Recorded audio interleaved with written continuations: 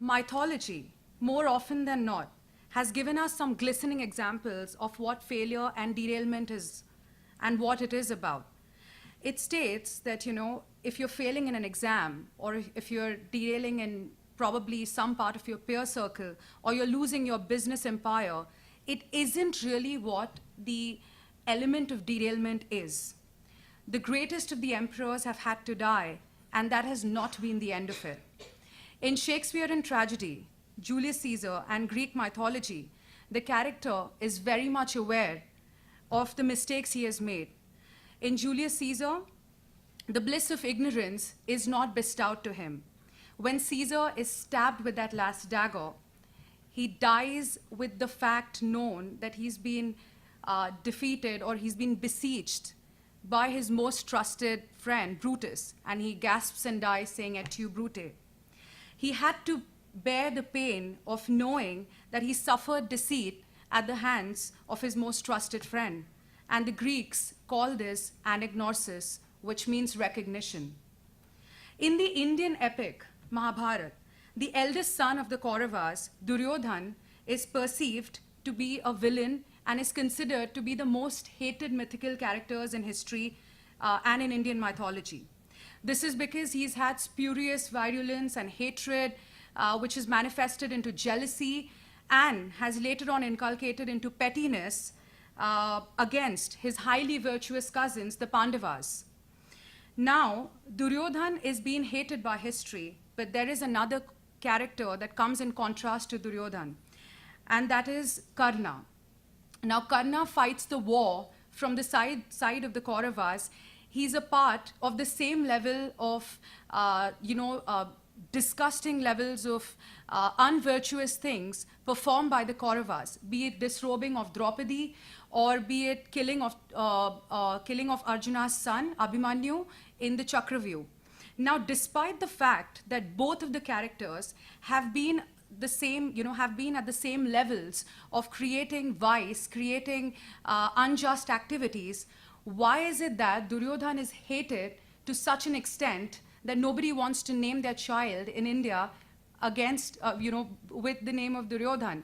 But Karna is one of the most famous names that is used for sons in India. Now, why does this hatred and love and, why does this disequilibrium happen in the minds of people? Let's explore why. An increasing number of studies have made the modern-day psychologists believe in the goodness of envy. Making envy sound like a good thing is in itself unreasonable, one may feel. The word envy comes from the Latin word envidia, which means something to the effect of casting an evil eye in the literal terms. And one of the modern-day theories that has a profound impact on defining the elements of envy is the social comparison theory. Constant comparisons create a sense of envy. For example, when you're with wealthy people, you feel poorer. When you're with poorer people, you feel self-gratified and very wealthy. And John Gressel, in his book, Embracing Envy, says acceptance of envy is a good thing. And it is not just good, but it is also very meaningful. If there is healthy envy, it will give rise to healthy competition, which will create a powerfully charged atmosphere and an ecosystem to perform in.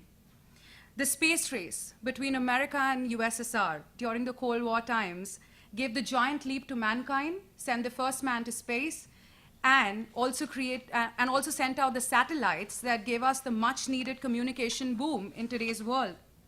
Instances show that amiable envy helps in emulation, and in many cases, it leads to progress on both sides of the competition.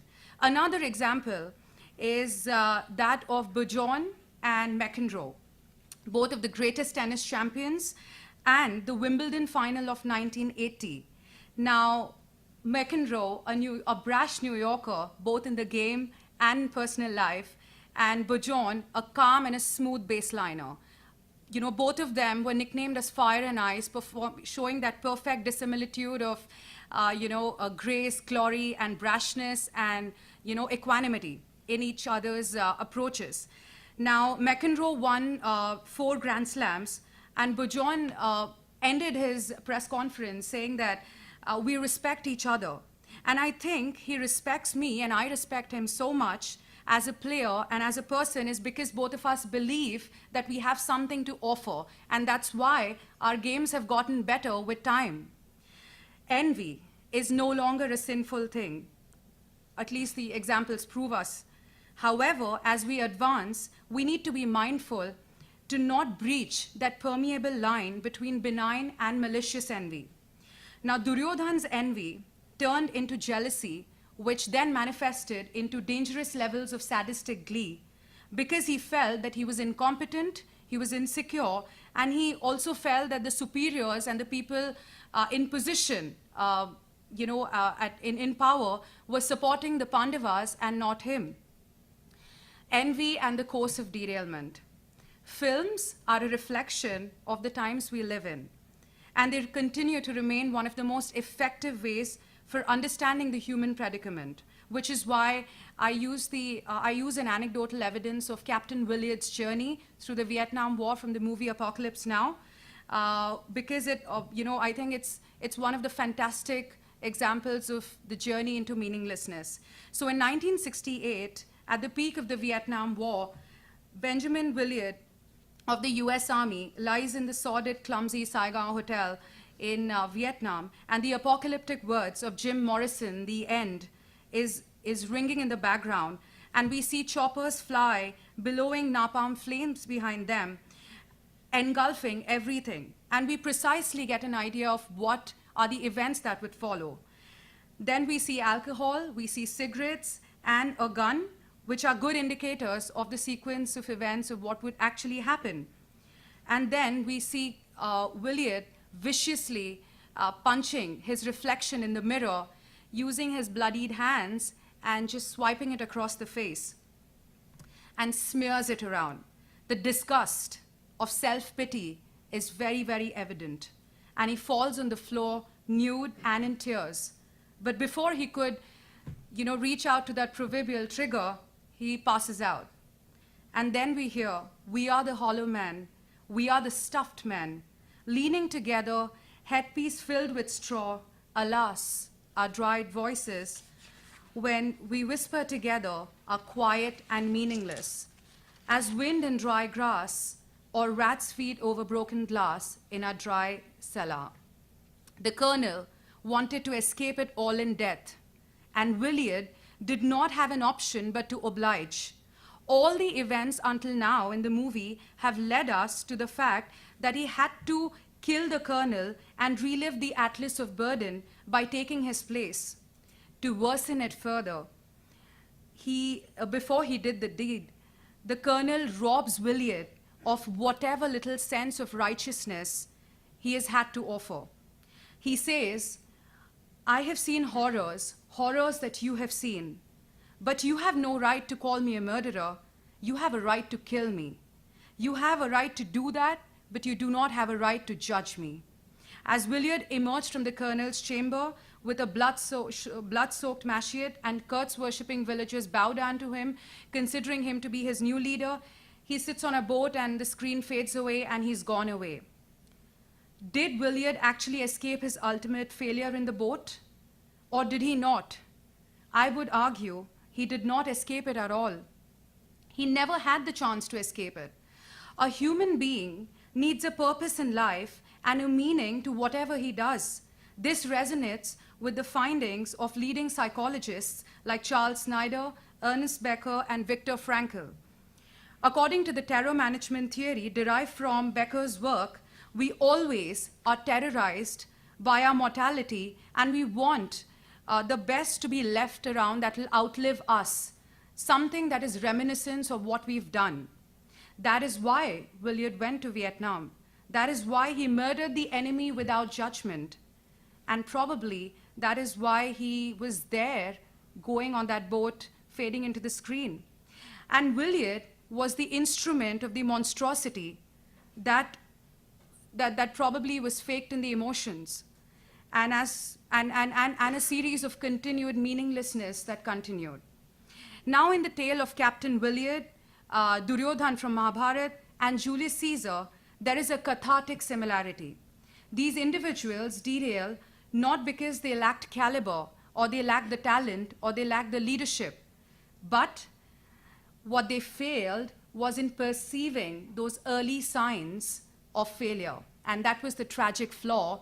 And the Greeks have a name to it, and they call this the hamartia, which is the fatal flaw, which is actually the morbid disorientation. Finally, the proviso and the caveat. The fragmentation of the human mind, what is experienced as self-paucity. If the Freudian is achieved, there is a level of satisfaction. The urge and the desire is smothered by, achieving that fulfillment.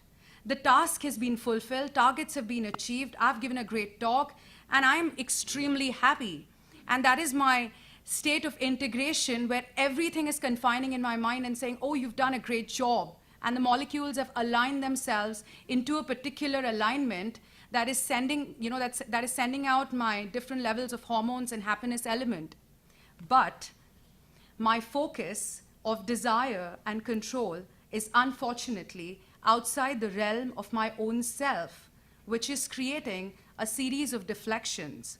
What happens next is, when the alignment of the molecules fade away, the happiness endeavor complex that I want to work on from the locus of my own control, that is within my realm, does not really operate. Because I think that coherence, once the alignment of those molecules fade out, the level of satisfaction is probably felt not at that intensity. So what is my happiness pursuit? What is my satisfaction pursuit? It is actually, in the absolute terms, that happiness endeavor complex cannot be achieved in the absoluteness at all. It is a relentless quest which goes on. Happiness can never be in the absolute sense. It is a relentless quest, and it lies in the antidote to let go. We need to promote benign envy between ourselves and be careful of not breaching the line between the malicious and the benign envy.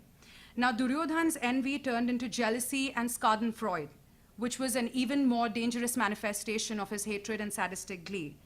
The inability to adapt to change, to reinvent strategies, and the inflated refusal that one is not greater than God, but I am greater than God, and the belief that I am absolutely immortal, where overambition takes over. That's when you reach a sense of comatose and irrevocable, beyond repair situation. Julius Caesar was warned by the soothsayer not to go out in the Ides of March, to which he replied, "Danger and I are two lions born on the same day, and I, being the older one, is more dangerous than he is." Derailment can be avoided, and happiness and integration can be achieved. But if you ignore the early signs, it will be fatal. And history, mythology, and the movie has portrayed this to us. I'd like to end with a quote by Jiddu Krishnamurti. "One is never afraid of the unknown. One is afraid of the known coming to an end." Thank you so much. And I think I'm well before time.